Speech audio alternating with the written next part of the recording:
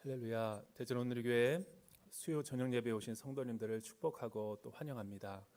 영상으로 또 각자의 자리에서 또 귀한 예배의 자리를 섬기시는 모든 성도님들의 삶에도 은혜와 평강이 넘치기를 원합니다.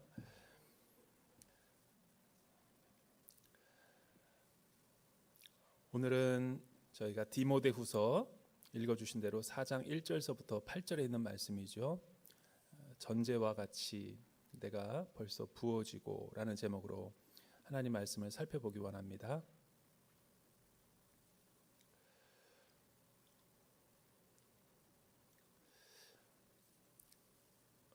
우리나라에 그 시각장애인 1호 박사가 있습니다. 아시는 분들은 아시겠고 또 이렇게 한 번쯤은 여러 가지 미디어라든가 또 매체를 통해서 또 서적을 통해서 많이 알려주신 분이죠.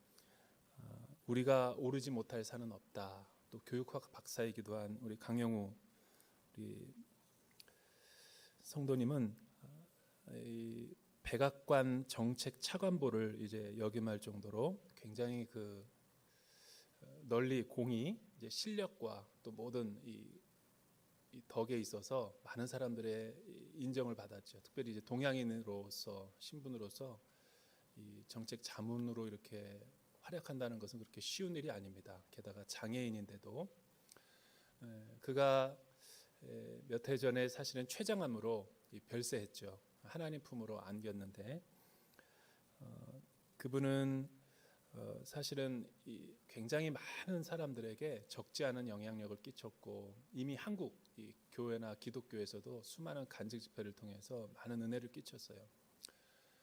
중학교 때 뜻하지 않은 이 시력의 장애를 다 잃어버리고 어려운 역경과 시련을 다 이렇게 몸소 극복해내면서 특별히 이제 그의 아내 숙명여대 다녔던 그의 아내의 어떤 그 내조를 통해서 또 사랑을 싹 틔우게 되고 또 미국으로 도미해서 최초의 또 박사학위를 받기까지 그리고 또 자신의 자녀를 아주 훌륭하고 모범적으로 잘 양육할 만큼 대내외적으로 널리 존경을 받는 이제 분이시죠.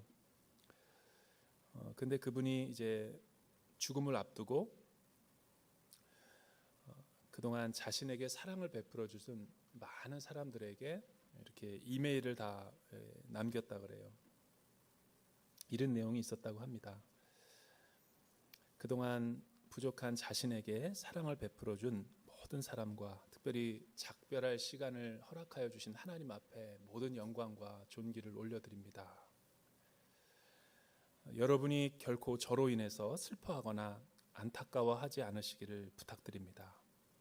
저는 중학교 시절 실명을 통해 오히려 저의 삶에 상상할 수 없는 이 역사를 이루신 하나님께 무엇보다 감사하고 있고 또 저를 지지해주고 저를 사랑해주신 여러분 한 사람 한 사람을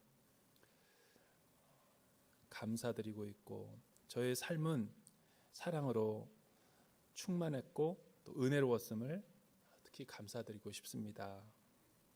한 분 한 분 찾아뵙고 인사드려야 되겠으나 제가 지금 상황이 여의치가 않아서 그렇게 하지 못하는 점을 널리 너그럽게 양해해 주시기를 바랍니다. 굉장히 저는 그 이메일을 받아보지 못했지만 그 아는 지인들은 굉장히 따뜻한 어떤 영적인 파워와 또 감동을 많이 느꼈으리라 생각합니다. 그는 늘 하나님 앞에 얼마나 그의 평생의 삶에 있어서 감사와 또 은혜가 충만했던 삶인가, 또 그의 어떤 좌우명처럼 자신은 하나님께 너무 많은 걸 받아가지고 자신의 사명은 하나님께서 자신에게 주신 그 달란트와 은사로 이 세상을 섬기는데 헌신하고 싶다. 또 그가 돌아가실 때까지 많은 사람들에게 영향력을 끼쳤던 걸 보면 우리의 인생의 좌우명도 우리의 묘비에도 어쩌면 이런 시편 23편과 같은 그런 영적인 고백이 있어야 되지 않을까라는 그런 생각을 한번 해보았어요.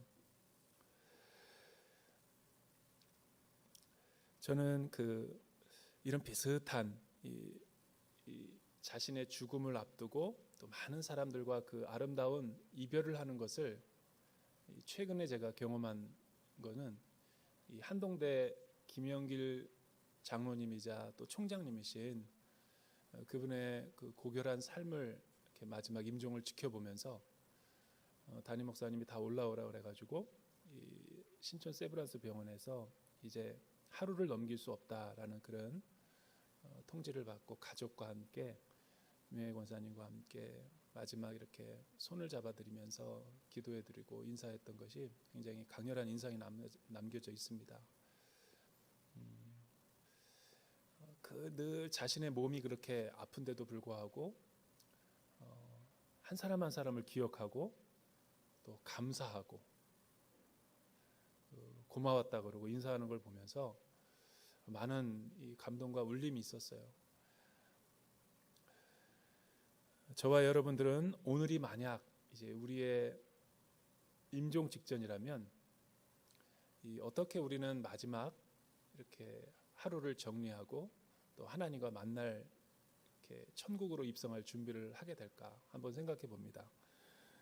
왜냐하면 오늘 그 우리의 말씀이 사도 바울이 자신의 인생을 통틀어서 이제 죽음이 임박함을 깨닫고 이제 마지막 자신을 지지하고 사랑해 주었던 초대 교인들과 또 자신의 제자였던 디모데에게 유언과도 같은 믿음의 유산을 남기고 있는 장면이기 때문에 그래요. 이 자신의 몸이 사실은 정상적으로 작동하지 않는 상황에서 타인과 또 다른 사람들 갖다가 케어하고 돌보기란 쉬운 것이 아니죠. 그런데 바울의 사명은 늘 몸된 교회를 어떻게 하면 생각하고 또 어떻게 하면 조금 더 이롭게 할까, 늘 머릿속에 자나깨나 교회 생각밖에 없었고 또 하나님께서 맡겨주신 자신의 그 양무리들을 어떻게 복음 안에서 온전히 세울까, 그 고민에 제일 우선순위가 있었던 것 같아요. 오늘 말씀을 통해서 바울이 디모데에게 가르치는 복음 전도자의 사명은 무엇인지 우리가 한번 세 가지를 살펴보기를 원합니다. 여러분 1절에서부터 2절에 있는 말씀 우리 같이 한번 읽어볼까요? 시작. 하나님 앞과 산 사람과 죽은 사람을 심판하실 그리스도 예수 앞에서 그분의 나타나실 것과 그분의 나라를 두고 내가 엄숙히 명령한다. 너는 말씀을 전파하여라. 때를 얻든지 못 얻든지 항상 힘써라. 끝까지 오래 참고 가르치며 책망하고 경계하고 권면하여라. 첫 번째, 바울이 초대교회와 디모데에게 이 믿음의 유산을 남겨주는 사명은 뭐냐면 복음 전도자는 영원히 하나님 앞에서 두렵고 떨림으로 말씀을 전해야 되는 사람이라는 거예요. 이 말씀이 왜 이렇게 중요한 우리에게 사명이 될 수 있는가? 오늘 바울이 보니까 자신이 어떻게 하나님 앞에 복음 전도자의 사명을 감당했는지를 회고하며 오히려 디모데와 남은 이 땅의 성도들에게 자신의 유언과도 같은 마지막 임종 유언을 남겨주고 있기 때문이죠. 하나님 앞에서와 또 산 사람과 죽은 사람을 심판하실 그리스도 예수 앞에서 내가 감히 너에게 명령하는데 너는 말씀을 복음의 말씀을 전파해라. 때를 얻든지 못 얻든지 항상 그렇게 하려고 노력해라. 왜냐하면 이것이야말로 우리가 하나님 앞에 부르심을 받은 성도로서의 본연의 자세이기 때문에 그렇다라는 거죠. 우리는 말씀 앞에 이런 두렵고 떨리는 자세를 갖고 늘 하나님의 말씀을 읽고 또 이 깨달은 말씀을 가지고 이 복음 전도의 사명을 가지고 있는가?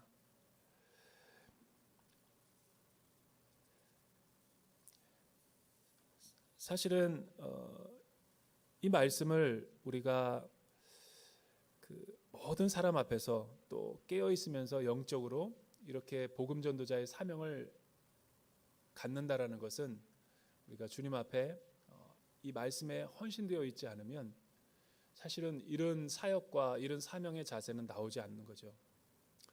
왜냐하면 때때로 이 복음 전도자와 말씀을 맡은 자의 사명은 처절하고 고독하고 외롭고 하나님의 성경과 사투해야 되는 어떤 그런 특별한 환경 가운데 놓여지기 때문에 그런 거예요.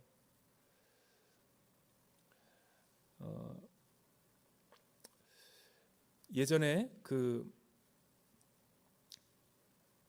단양이라는 곳에 한번 아울리치를 갔었던 적이 있었는데, 그 단양에 아울리치를 갔다 오고 난 뒤에 며칠 안 돼서 목사님이 돌아가셨어요.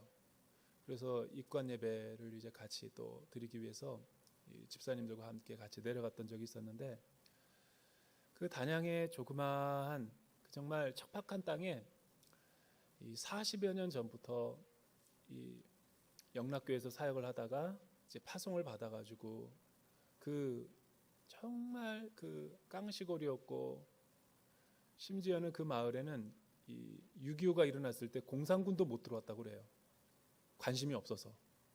그 정도로 척박하고 다 가난한 빈농 출신이고, 뭐 그곳에 가서 개간을 하고 또 주변의 사람들에게 마을에 전도하면서 양계도 해보고 또 돼지도 키워보고 하면서 많은 사람들의 어떤 생활을 조금 더 진작시켜주고, 그 어찌하든지 그 한 영혼을 얻고자 이 복음 전도의 사명을 자기는 40여 년 동안 같이 했는데, 문제는 뭐냐면 목사님이 이미 나이가 80에 가까워요.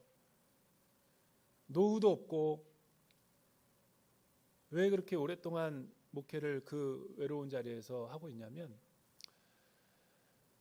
아무도 이 지역에 와서 목회를 섬기려고 그러질 않아서 10년 동안 더 이제 자기가 노구한 몸을 이끌고 계속 그 자리를 지키고 있는 거예요. 게다가 이 손도 놓을 수 없는 게, 이제 얼마 전에는 다 컴퓨터를 들여놔가지고 이 다문화 며느리들이 들어와서 룩과 같은 그 여인들과 또 아이들이 코올리게가 이렇게 부모의 케어와 사랑도 못 받고 늘 이제 교회를 놀이터 삼아서 오는데 뭐 줄 것도 없는데 학원도 못 보는 애들을 조금 이렇게 못 쓰는 노트북, 컴퓨터나 노트북을 통해 가지고 문화 아카데미 같은 걸 막 하는데, 그 목사님의 말이 이 귓전에 맴돌았어요. 내가 이 어린 것들을 두고 어떻게 하나님 품에 안기냐. 그러니까 얼마나 사실은 이 사진첩에 보니까 목사님이 젊은 날 이 전도사 때부터 그 척박한 지역에 와서 교회에 간판을 세우고 그런 모습들을 쭉 이렇게 전시해 놓은 게 있어요.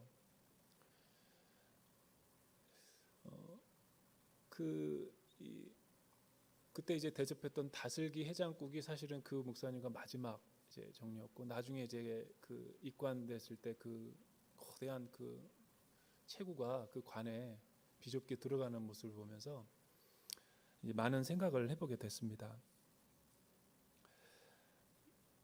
여러분, 오래전에는 이 목회자가 된다라는 것은 사실은 이발사 다음이었죠.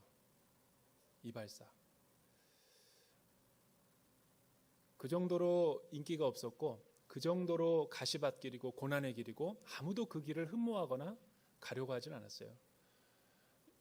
거의 뭐 신학교에 올라가는 거는 이 도살장에 끌려가는 것과 같이 굉장히 사실은 두렵고 떨리는 일이었죠. 선지동산에서 신학을 공부한다라는 것은. 그런데 우리나라가 경제적인 눈부신 성장을 하고 또 대형 교회들이 막 우후죽순 생기고 또 어떤 학력 수준과 우리 모든 국민들의 경제적인 수준과 모든 수준이 동반 상승하면서 오늘날 목회자가 된다는 것은 사실은 그렇게 가시밭길이나 십자가의 길이 아니에요.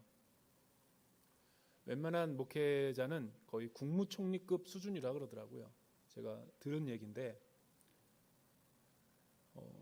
그리고 뭐 목회자의 사모가 된다라는 것도 그런 무슨 사명감이나 소명, 옛날처럼 그렇게 막 두렵고 떨리는 일보다는 그냥 좀 안 좋게 말하면은 제 표현이 아니라 그 존 파이퍼 목사님이 쓰신 이 책에 보면은 우리 목회자가 사관학교 때 다 읽은 필독서였는데, 목회는 직업이 아닙니다라는 게 첫 장이었어요.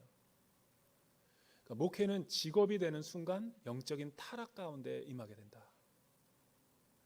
내가 왜 여기 있는가? 내가 왜 이 작은 농어촌 목교회에 섬겨야 되는가? 하루에 12번씩도 마음이 바뀌고 정체성의 혼란이, 외롭고 고독함, 그 얼마 안 되는 약물이들에게 매주마다 말씀의 꼴을 먹이기 위해서 여러분 말씀 앞에 선다라는 것은 그렇게 쉬운 일이 아니에요. 제가 보기에는 도시 목회자들은 저같이 수준이 낮은 사람이 이제 섬기는 거예요. 그러나 이 농어촌이나 미자립이나 그런 개척교회 목회자들은 사실은 이 세상과 역전 현상이죠. 굉장히 실력 있는 목회자들이 가는 거예요. 왜냐하면 그 정도의 영성이 아니면 감내할 수가 없거든요.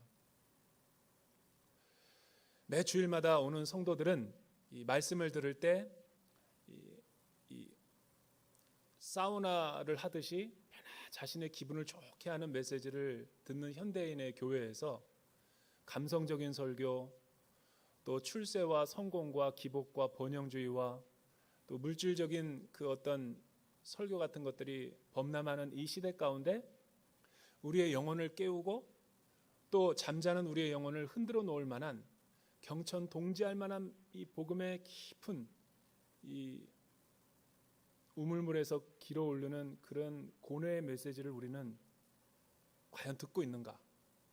또 그 말씀 앞에 내 영혼은 어떤 자세로 서 있는가?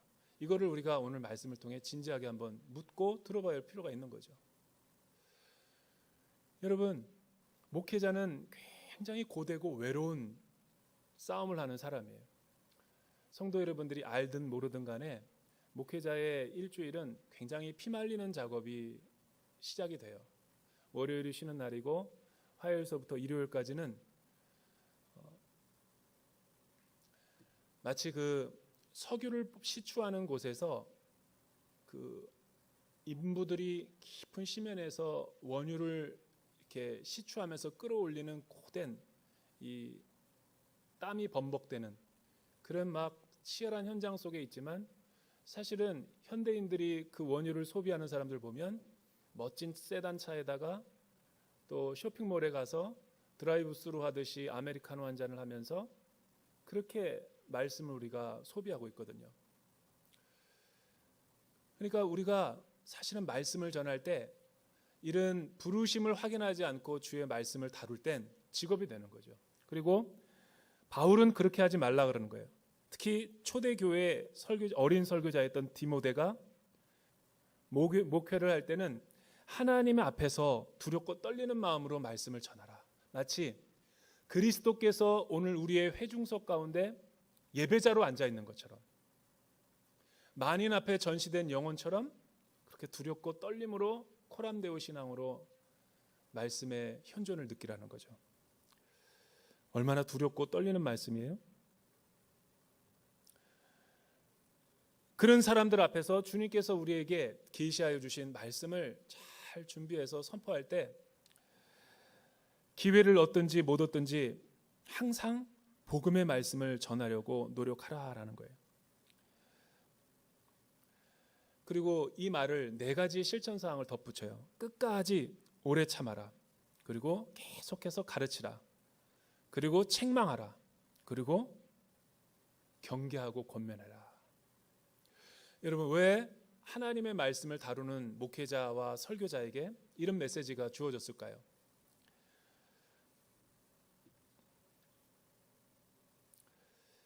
왜냐하면 오늘 사실은 우리가 수요 예배를 드릴 때 이 자리는 어떤 영혼의 상태로 우리 성도들이 오는지 아무도 nobody knows, 아무도 몰라요. 제가 예전에 이 미국 비전 교회 가운데 이 앵커리지 알래스카에 있는 그 교회에서 이 설교 부탁을 받고 이 설교를 하러 간 적이 있었어요. 아주 오래전이죠. 근데 태어나서 알래스카도 가본 경험이 있더라고요. 그러니까 그 갔을 때 그날이 수요 예배였어요. 수요 예배.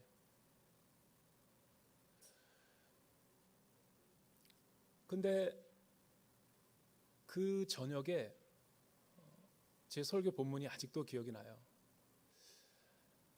이민자의 삶은 축복이다라는 제목으로 제가 설교를 했던 것 같아요. 왜냐하면 귀동냥으로 들은 거는 있어가지고 이민자의 삶은 굉장히 고단하다.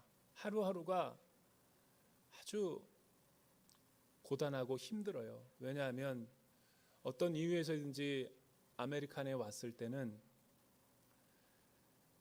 10년 가지고 온 재산과 가지고 온 모든 돈들을 다 잃어버리고 고학력자들이 결국은 이제 아주 서민적인 수준의 일거리를 통해서 하루하루 벌어서 먹고 사는 분들이 많고, 게다가 자녀 양육에 어려움들이 있다 보니까 자녀 양육을 제대로 챙기지 못하기 때문에 한인 모든 교회 제1순위는 다음 세대 양육이 목회 철학 1번이에요. 모든 한인 교회가. 왜냐하면 24시간 편의점 같은데 여러분 그 몇 푼 안 되는 그거를 벌어 먹고 살기 위해서 그로서리라든가 매번 캐시어 같은 거 찍으면서 커피타임 고학력자들이 신문 배달하면서 세탁소 하면서 거의 늦은 시간까지 초과 근무를 해야지만 생활을 할 수 있고, 그러나 집에 가면 자녀들은 다 자고 있고, 이런 것들이 계속 일상생활에서 반복이 되면 자녀와 부모와의 교감이 떨어지고 언어가 괴리 현상이 일어나고 한국말을 잃어버리니까 거의 가보면 정말 어려워요, 가정이. 그런데 오직 기댈 수 있는 곳이 교회밖에 없는 거예요. 내 마음을 위로해주고 유일하게 내가 버틸 수 있는 버팀목이 교회에서 예배 드리는 것밖에 없어요. 도박에서 돈을 탕진하고 또 가정에 위기가 있는 사람, 또 자녀들의 수많은 어려운 문제들이 있는 사람들이 예배 나오는 거예요. 그래서 나도 모르게 그냥 이민자의 삶은 축복이다 그렇게 하고 설교를 했는데, 끝나고 나는데 목사님이 무슨 성도에게 받은 쪽지를 하나 줘요. 그 쪽지 내용은 헌금 봉투 뒤에다가 이렇게 볼펜으로 막 쓴 내용이었어요. 사실 오늘 자살하려고 내가 오늘 마음 먹었는데, 목사님의 설교를 통해서 위로를 받고 다시 한번 용기를 얻어서 갑니다. 굉장히 쇼킹을 많이 받았어요. 그 목사님이 저에게 그 쪽지를 건넨 거예요. 여러분, 그러니까 바울이 왜 하나님 앞에 두렵고 떨림으로 말씀을 잘 준비하라는지 알겠죠. 사실은 우리 안에 있는 수많은 여러 가지 영적인 어려움과 고단한 인생길에 우리가 위로받을 수 있는 게가 어디 있겠어요. 하나님의 살아있는 말씀을 통해서 위로와 용기를 경험할 수밖에 없는 거죠. 그런데 왜 바울이 여기서 이 말씀을 전파하는 것이 때를 얻든지 못 얻든지 항상 힘쓰라고 그러고, 또 때로는 책망하고 또 때로는 오래 참으라고 말하는가? 여러분, 말씀을 선포하는데 왜 오래 참으라고 그럴까? 오래 참으라는 것은 그만큼 고단하다라는 거예요. 왜 고단할까요?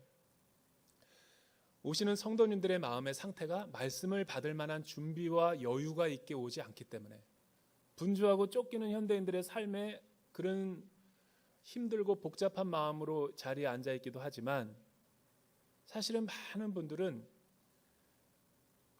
말씀을 들을 수 있는 내 마음의 토양과 생태계가 아니에요.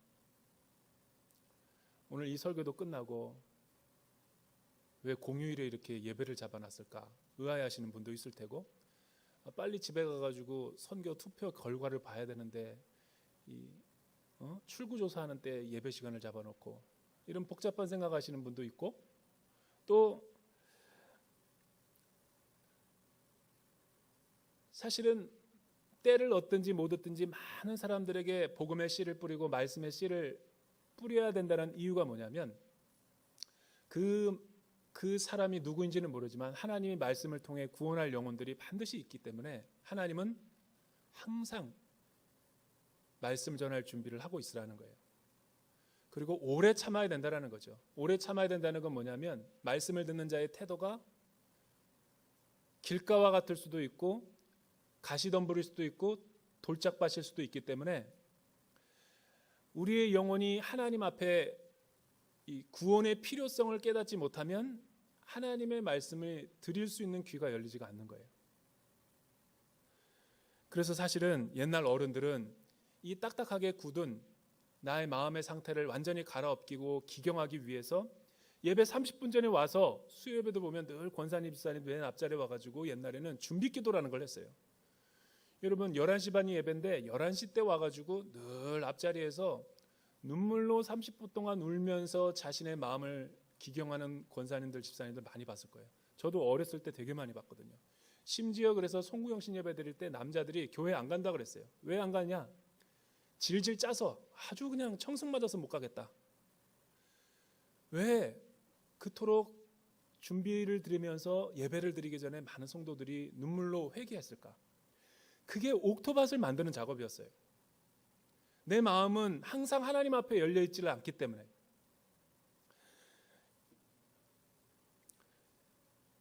하나님은 늘 신실하시고 이 구원의 말씀을 우리에게 허락하시기에 열려 있지만 늘 분주하고 쫓기는 세상 것으로 가득 차 있는 나의 돌무더기와 같은 그 마음은 기경하지 않으면 하나님의 말씀이 들리지 않아요. 다른 말로 하면 오래 참음이 필요한 거예요. 왜 오래 참음이 필요할까? 구원의 필요성을 느끼기 위해서는 복음은 평온할 때 들려지는 것이 아니에요. 내 인생이 백화점에서 쇼핑하고 멋진 승용차에 대한 생각으로 가득 차 있고 어느 시계가 좋은 시계인가 또 골프를 치러 가는 그 날짜에 내 머릿속에 가득 차 있는 사람에게 이 영혼의 구원의 말씀이 선포될 때 즉각적인 반응을 하는 사람이 없죠. 세상적인 많은 것들로 때가 차 있고 또 세상적인 많은 생각들이 내 머릿속에 가득 차 있기 때문에 우리는 하나님의 말씀을 들어도 반응을 할 수가 없는 거죠. 다른 말로 하면 구원의 필요성이 없는 거예요. 그런데 언제 우리는 이 말씀 앞에 우리의 영혼이 열리는가? 우리 가정에 긴급한 일이 일어났어요. 화급한 전화를 많이 받아요. 큰일 났다고. 우리 남편이 지금 자동차 사고 났어요. 우리의 자녀가 지금 큰 백신을 맞았는데 위기 가운데 있는 거예요. 응급 상황인 거죠.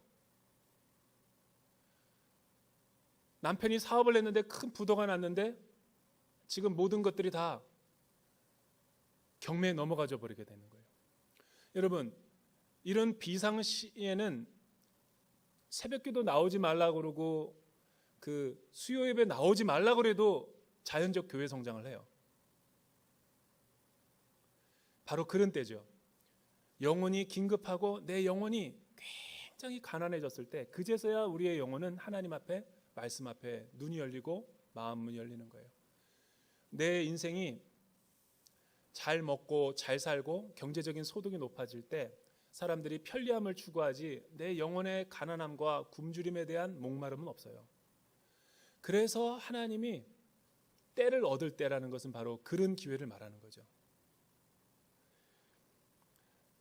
평온할 때도 우리가 이 거룩한 말씀을 계속 듣다 보면 위급시에 긴급 상황 때 그 말씀이 나에게 약이 되는 거예요. 여러분 타이타닉호를 기억할 거예요. 타이타닉 멋있는 그 영화가 대서양을 가로질러서 초호화선이 유람선으로 많은 승객들을 태우고 가장 빠른 노트로 그 당시 최고의 기술력을 가지고 바벨탑처럼 굉장히 멋진 초호화 유람선을 싣고 가던 그 꿈의 타이타닉호가 좌초됐죠. 그 영화에 보면은 그냥 멋진 귀족들이 늘 이 샴페인을 터뜨리고 파티가 늘 열리는 곳과 뭐 다양한 것들이 나와요. 그리고 많은 다양한 목적을 가지고 이 미국으로 가는 많은 사람들이 그 군중들 가운데 나오죠. 배가 좌초되고 물에 침몰하게 됐어요. 그 기쁨과 그 파티와 그 즐거움의 모든 것들은 사라지고 사람들이 자기 생명을 유지하기 위해서 부표라도 잡을 막 심정으로 다 바닷물에 빠지는 장면 기억하시죠? 여러분, 복음은 위기의 신학인 거예요. 하나님의 말씀이 내 영혼에 언제 들리냐면 평온한 때는 안 들려요. 그래서 우리가 항상 하나님의 말씀 앞에 오래 참는 복음 전도자의 사명이 필요하다라는 것이죠.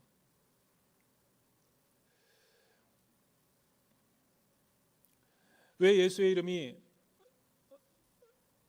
선진국 사람들한테는 그렇게 중요하지도 않지만 이 영혼의 시급성이 있는 사람들한테는 왜 이 복음이, 예수의 이름이 생명이 돼요? 십자가의 복음의 능력이 왜 내 삶 가운데 거룩함이 능력이 됩니까? 여러분, 만약에 타 종교나 예수의 이름 외에도 다른 길로도 구원할 수 있는 길이 있다면 얼마든지 그쪽으로 가야 되겠죠. 그러나 왜 예수 이름 외에 다른 이름으로는 구원을 얻을 만한 이름이 우리에게 주신 일이 없다. 하나님의 의와 우리의 영혼을 구원할 수 있는 길은 오직 예수 그리스도의 십자가밖에 없다라고 이야기를 하는가? 그거는 어떤 분이 굉장히 큰 사업을 하시는 분이었는데 미국에서 와가지고 제 공동체에 속해 있었어요. 그런데 분명히 그때도 제가 OBC 로마서 강의를 하고 이제 집으로 가고 있는데 너무나 긴급한 권사님으로부터 전화를 받았어요. 다음 날 이른 시간에 이 권사님과 함께 순식구들과 함께 예배를 드려줄 수 있냐라는 거예요. 나중에 이유를 들어보니까 이 말기암 판정을 받은 거예요. 미국에서 큰 사업을 하시고 정말 이 종횡무진 활약하던 삶이었는데, 여러분, 그분이 여자인데 이 샌디에이고에서 오신 분이에요. 근데 그분이 놀래가지고 신방을 갔더니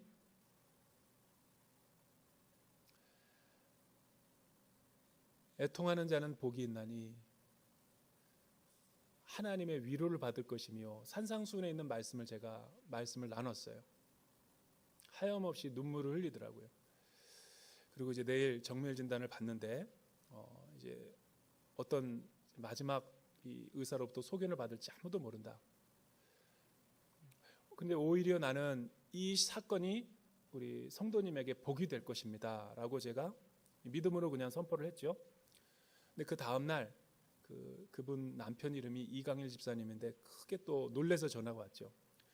목사님, 거의 이거는 신약인데 유전자 DNA가 맞아야지만 거의 10,000분의 1에 가까운 확률인데 자기 집사람이 맞는다라는 거예요.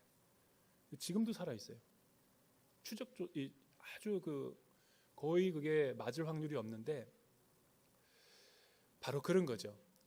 여러분, 만약 10,000분의 1만한 그 확률인데 뭐 이 약도 좋고 저 약도 치료 방법이 있는 게 아니라 내 영혼에 관한 한 유일무이하고 이 하나밖에 방법이 없다면 그게 생명의 길이 아니겠어요? 저와 여러분이 하나님 앞에 서는데 이 비천한 죄인의 모습이 구원을 얻을 만한 유일한 길과 생명의 이름이, 구원의 도구가 그 이름밖에 없다라는 거죠. 그래서 설교 전하는 사람들은 두렵고 떨림으로 오래 참고 경계하며 경책하는 마음으로 말씀 앞에 서야 된다는 거죠. 두 번째는 여러분 3절에서부터 5절에 있는 말씀인데, 복음 전도자는 진리와 함께 고난을 받아야 된다는 거죠. 우리 3절에서부터 5절 말씀 같이 한번 읽어볼까요? 시작. 때가 오면 사람들이 바른 교훈을 받지 않고 오히려 욕심을 따라 귀를 즐겁게 하는 말을 하는 스승들을 많이 모아들일 것이다. 또 그들은 진리에서 돌이켜 허황된 이야기에 귀를 기울일 것이다. 그러나 너는 모든 일에 정신을 차리고 고난을 받으며 전도자의 일을 하며 내 임무를 다하여라. 계속해서 바울이 디모데와 초대교회에게 이야기하죠. 내가 이제 곧 주님의 부르심을 받고 이 세상을 떠날 텐데 너희에게 믿음의 유언으로 이 말을 꼭 전하고 싶다. 복음 전도자는 진리를 전할 때 반드시 고난을 경험할 수밖에 없다라는 것이 바울의 생애의 경험이죠. 왜냐하면 그 구체적인 이유가 3절에서부터 5절에 나와요. 때가 이르게 되면, 그러니까 오늘날 세속사회를 말하는 거죠. 많은 사람들이 바른 교훈을 받지 않는데요. 그리고 자기 욕심에 따라 귀를 즐겁게 하는 말과 또 그런 스승들을 많이 찾게 되는데, 이게 하나님을 떠난 이 세상에, 깨어진 세상에, 현 세상에 대한 영적인 진단을 바울이 하고 있는 거죠. 그들은 진리에서 돌이켜 하나님의 마음에서 멀어서 허황된 이야기로 다 귀를 기울이게 될 것이다. 그래서 너가 전도를 하고 복음을 전하면 사람들이 싫어할 것이고 이 십자가의 이야기를 다 귀담아 들지 않을 것이다. 하지만 고난을 받으면서도 너는 전도자의 직무를 다해야 된다. 왜 예수 믿는 사람들이 가끔 신앙생활하고 복음 전도할 때 고난을 당해야 될까요? 왜 바울이 여러분 1차, 2차, 3차 선교 여행을 할 때마다 수많은 가는 곳마다 이 죽임의 위협 속에서 또 적대자들로부터 또 굉장히 많은 여러 가지 이 고난 속에서 사도로서의 삶을 살았을까요? 일단 첫 번째 이유는 이 세상은 불완전한 세상이죠. 왜냐하면 하나님을 떠났고 하나님과의 관계성이 깨어진 세상이기 때문에 세상은 하나님의 진리의 말씀에 영적으로 무관심합니다. 이 무관심한 세상에서 하나님의 바른 교훈을 전할 때 사람들의 반응이 어떻겠어요? 수용하는 사람보다 적대시하고 또 진리를 밀어내고 또 심지어 복음 전하는 사람들을 굉장히 핍박하고 박해하는 일이 많았겠죠.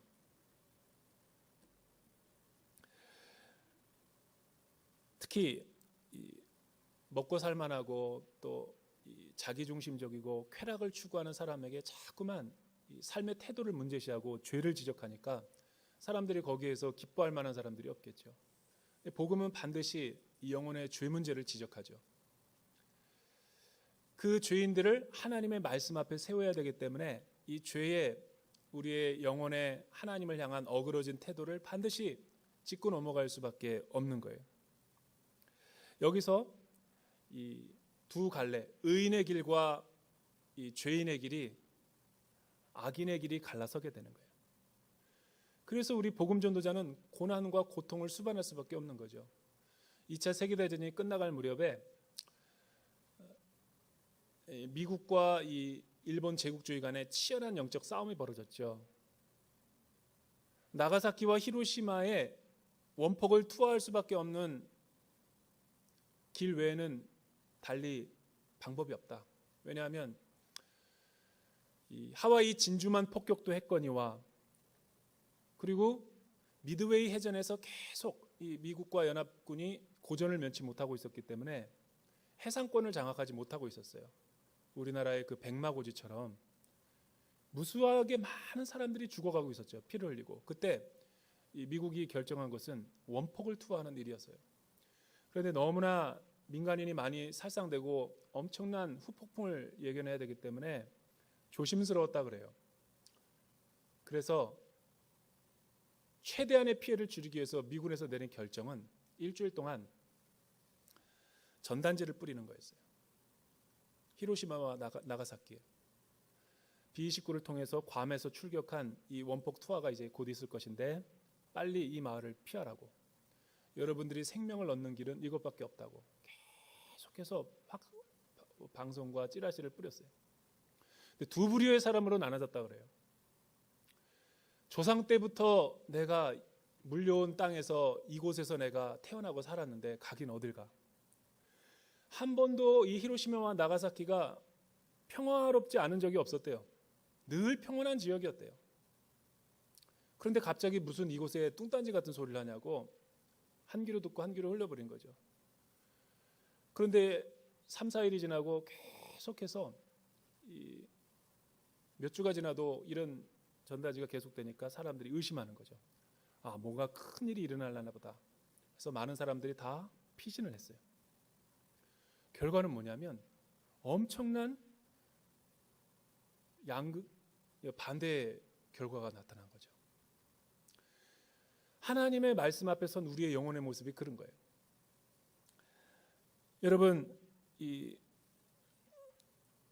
자기 중심적이고 이기적인 그 죄성으로 가득 차 있는 이 자기 사랑과 지나친 자기에 대한 너무 많은 관심, 현세적이고 물질적이고 이 쾌락과 탐욕으로 얼룩져 있는 이 자아의 본성은 영적인 진리와 하나님에 대해서 믿음의 세계에 대해서 관심을 가질 수가 없어요. 그렇기 때문에 여러분 이들의 그 딱딱하게 굳어있는 심령을 완전히 벗겨내고 그 영혼의 헐벗은 그 율법 앞에 말씀 앞에 선 우리의 그 정난한 그 영혼의 비참한 자기 절망의 모습을 보지 않는 이상은 하나님의 의의 요구에 대해서 자신의 삶에 직면해 보지 않은 사람은 두렵고 떨리는 마음이 없죠. 이 부분을 바울은 가는 곳마다 증거했고 또 복음을 이야기했을 때 데살로니가에서는 며칠밖에 전하지 않았는데 소아시아 지역에서 가장 폭발적인 영적인 부흥을 경험하게 되죠. 그러나 어떤 지역에서는 바울을 박해하고 또 바울을 업신여기고 바울에게 순환을 주는 그런 일들이 일어났던 거죠. 그럼에도 불구하고 바울은 굴하지 않고 계속해서 자신의 영혼이 하나님 앞에 정결하고 또 민감하게 이 복음의 말씀으로 잘 단련이 된 다음에 가감 없이 장차 오는 세상에 대해서 영원한 나라 하나님 나라에 대해서 벨릭스라든가 모든 어느 곳에서든지 가감 없이 선포했던 복음 전도자의 사명이었죠. 여러분, 이 복음이 우리 가운데 역사하기 위해서는 복음 전도자가 영적으로 깨어 있어야 되는 거죠. 마치 그 자녀를 모유수유하는 엄마가 자녀를 키우기 때문에 술, 담배를 하지 않고 커피나 카페인을 마시지 않고, 왜냐하면 자기가 그거를 먹으면 자기의 수유를 하는 아이에게 그대로 흘러내려가기 때문에 자기의 영혼을 관리하는 것과 같은 거죠. 얼마나 그게 민감한 겁니까? 그러니까 여러분들이 이 설교자들을 위해서 항상 시류에 영합하지 않고 늘 하나님 앞에 순결한 복음을 전할 수 있도록 이 치열한 영적 싸움에서 기도해야 돼요. 기도해야 돼요. 마지막 세 번째는 복음 전도자는 어떻게 살아야 되는가? 인생의 결산을 하나님 앞에서 할 사람처럼 살아야 된다라는 거예요. 여러분 6절에서부터 8절 우리 마지막으로 한번 읽어볼까요? 6절에서부터 8절 시작. 나는 이미 부어드리는 제물과 같이 제물로 드려졌고 세상을 떠날 때가 되었다. 나는 선한 싸움을 싸우고 경주를 마치고 믿음을 지켰다. 이제 나를 위해 의의 면류관이 준비되었으니 주 곧 의로운 재판장이 그날에 내게 주실 것이다. 그리고 나뿐 아니라 주의 나타나심을 사모하는 모든 사람에게도 주실 것이다. 바울은 복음 전도사로서 일평생 어떻게 살았는가? 불꽃처럼 살다가 간 사람이죠. 그것을 어떻게 우리가 알 수 있냐면 이 구약의 레위기에 보면 제사를 드릴 때 이런 관제라는 것이 있었어요. 드링크 아퍼링이라고. 이 말이 무슨 말이냐면 하나님께서 잡으라는 그 짐승을 번제물로 태워서 드리죠. 각을 떠서. 그러면 그 고기가 다 제물이 태워질 때 제만 남게 될 때 마지막으로 제사장이 붓는 게 뭐냐면 포도주예요. 여러분 번제단에 포도주를 부으면 바베큐를 해보셔서 알겠지만 그 엄청난 화력에 다 이렇게 막 타는 고기와 함께 그 포도주의 향이 섞여서 더 한 번 더 마지막 불꽃을 살라버리죠. 이게 관제를 드릴 때 클라이막스고 절정인 거예요. 왜 이렇게 표현했냐면 사도 바울의 육신이, 사도 바울의 생명이 하나님의 말씀 앞에 그렇게 제물이 됐다라는 거죠. 그리고 자신의 이제 단도대에 서가지고 제가 그 바울이 죽었을 때 그 로마 감옥에서 그 목을 베인 그 장소를 한번 본 적이 있어요. 지금 그거죠. 단두대로 가기 직전인 거죠. 자신의 생명인 피도 다 이제 마지막으로 진액처럼 쏟고 하나님을 만나러 간다라는 그런 심정으로 지금 서 있는 거죠. 세 가지를 이야기해요. 나는 평생 선한 싸움을 싸웠다. 진리 앞에서. 그리고 마라토너처럼 피니쉬웨이를 하기 위해서 경주를 끝까지 포기하지 않았다. 그리고 중요한 것은 파라테케, 나의 믿음을 하나님 앞에서 부끄러움이 없게끔 잘 지켰다. 이 세 가지 선언을 하고 그가 관제처럼 드려진 거죠. 이제 장차 나를 위해 본향에 올라갔을 때 주님이 나를 맞이해 주시고 위로해 주실 것이고 의의 면류관을 주실 것인데 잘하였다 충성된 종아, 눈물 많고 슬픔 많은 세상에서 너무나 애썼다. 이런 칭찬을 듣겠죠. 그럴 정도로 종말론적으로 하나님 앞에 부끄러움이 없는 삶을 일상 가운데서 살았던 것이 바울의 삶이었다라는 거예요. 2018년에 그 바울의 생애를 담은 이 기독교 영화가 만들어졌어요. 그 예수라는 영화처럼 굉장히 훌륭한 영화예요. 이 평이 아주 좋아요. 2018년도에 만들어진 그 바울이라는 영화에 보면 이런 장면이 나와요. 어떤 이 감옥에서, 왜 감옥에 갇힐 수밖에 없냐면 이 초기 나사렛 성도들이 막 가는 곳마다 코로나보다 더 확산되고 더 많은 사람들에게 이 로마 제국을 전복시킬 만큼 기하급수적으로 늘어나니 사람들이 이 괴뢰 도당의 순회가 누구냐를 찾는 거예요. 수소문에서. 복음의 진원지가 어디냐? 그래서 바울을 잡은 거예요. 그러니까 바울을 끌어들여 가지고 로마 감옥에다 둔 거죠. 그리고 처형할 날을 기다리고 있는 거예요. 그런데 그 간수가, 그 영화 속에서 이야기해요.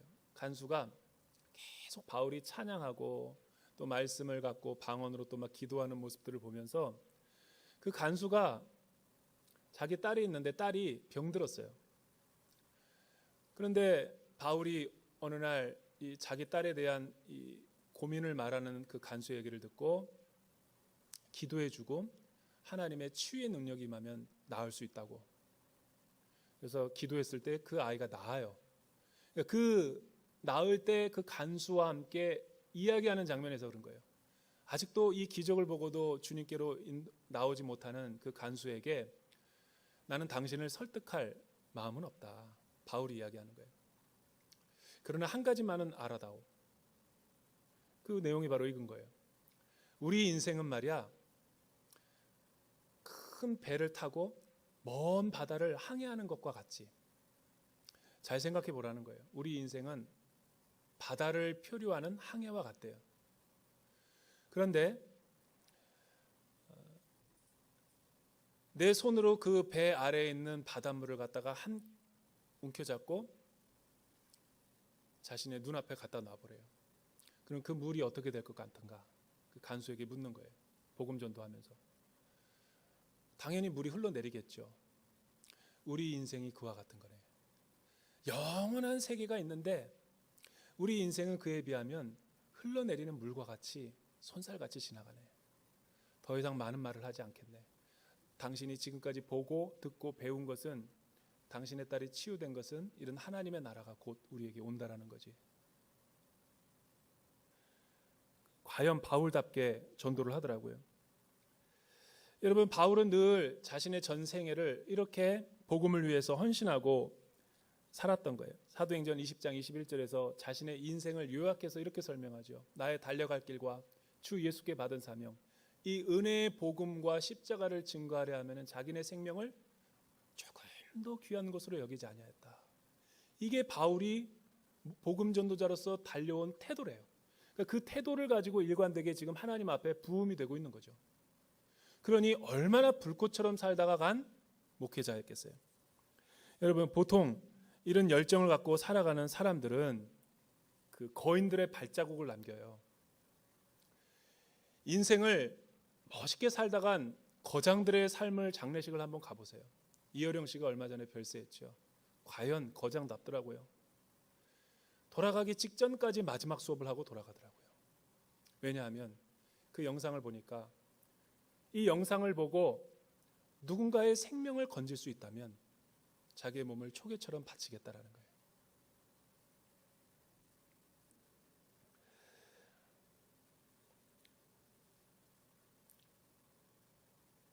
바울은 오늘 우리에게 주시는 메시지가, 우리는 하나님 앞에 어떤 인생을 살 것인가, 어떻게 우리의 삶은 결산될 것인가.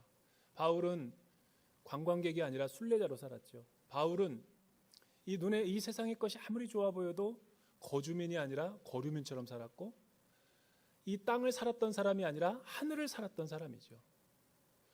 여러분, 정착민이 아니라 천국의 노마드로 살았던 거죠. 유목민으로.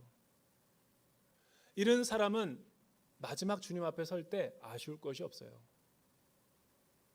불꽃처럼 살다가 가는 거죠. 저는 저와 여러분들에게 묻고 싶어요.